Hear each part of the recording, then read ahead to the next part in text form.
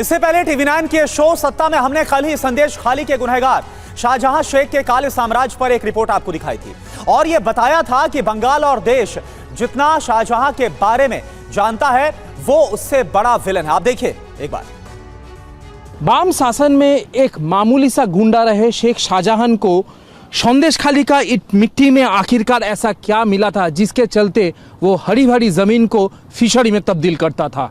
इसके राज संदेशखाली का ये मिट्टी और ये पानी में छुपा हुआ है। संदेशखाली का मिट्टी में और पानी में नमक की मात्रा ऐसा है जिसके चलते यहाँ पे मछली फलता फूलता है, वो बहुत जल्दी बड़ा हो जाता है और इसी के चलते शेख शाहजहां को यहाँ पे दिखा पैसे का खदान और इसी के चलते शेख शाहजहां यहाँ पैसा जुटाने में लग गए। टीवी9 भारतवर्ष के हाथ में आया शेख शाहजहां का बिजनेस का वो बिल्स जो कि एक्सक्लूसिवली हम आपको दिखा रहे हैं। ये एक महज 10 ऐसे बिल्स हैं जिसका कुल मिला के जो अमाउंट बनता है 55 लाख रुपया है। इससे साफ जाहिर होता है अगर शेख शाहजहां एक दिन में 55 लाख रुपया का बिजनेस करता था, मछली बेचता था, एक्सपोर्ट करता था, तो फिर साल भर में करीब 116 करोड़ रुपया का बिजनेस उसका था और बीते 15 सालों में उसका 1800 करोड़ रुपया का बिजनेस बना है और इसी का भनक ईडी को लग गई थी कि ये जो चावल है ये बांग्लादेश भेजती है, उसको पॉलिश करती है, दोबारा इंडिया में लाती है, उसको बेचती है। अच्छा, और इसके साथ साथ उसका ईंट का भी बिजनेस है। हाँ, ये मैंने देखा है। मेरा धामाखाली पार में जो मेरा भी घर है उस जगह मैंने जाकर देखा है कि हाँ शाहजहां का मार्केट है, ईंट भट्टा है। तो आपने देखा कैसे शाहजहां शेख जो कि आम मजदूर हुआ करता था और कैसे उसने अपना साम्राज्य फैलाया। इस बीच एक और बड़ी खबर, शाहजहां शेख की गिरफ्तारी पर बोली बीजेपी, लगातार आंदोलन से मजबूर हुई है सरकार।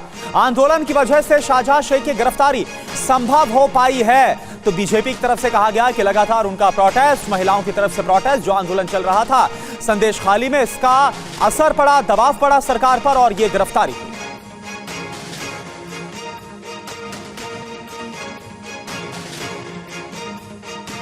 भारतीय जनता पार्टी की लगातार आंदोलन की वजह से ये सरकार बाध्य हुई शेख शाहजहां को गिरफ्तार करने के लिए।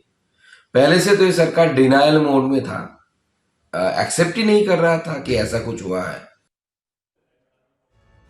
रविशंकर दत्ता इस वक्त हमारे साथ जुड़े हुए हैं। रविशंकर, आपकी रिपोर्ट सामने देखी कि किस तरीके से इसके पूरे साम्राज्य को देखते हुए बड़े खुलासे हुए हैं। लाइन ऑफ इन्वेस्टिगेशन को देखते हुए किस तरीके से शिकंजा कसेगा इस पर? अब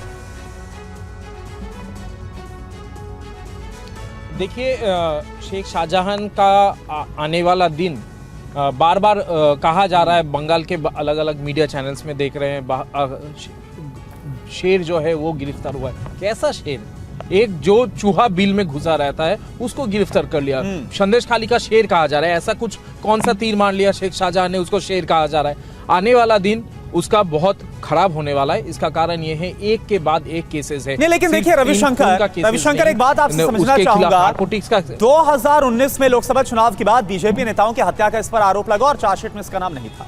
इसके बाद अब 55 दिन के बाद गिरफ्तारी होती। बीजेपी का आरोप है कि संरक्षण दे रही थी ममता सरकार और अब खबर यह आ रही है कि जो पश्चिम बंगाल की पुलिस है वो ईडी और सीबीआई को नहीं सौंपने वाली। तो यहां पर भी तो आरोप लगेगा ममता सरकार पर।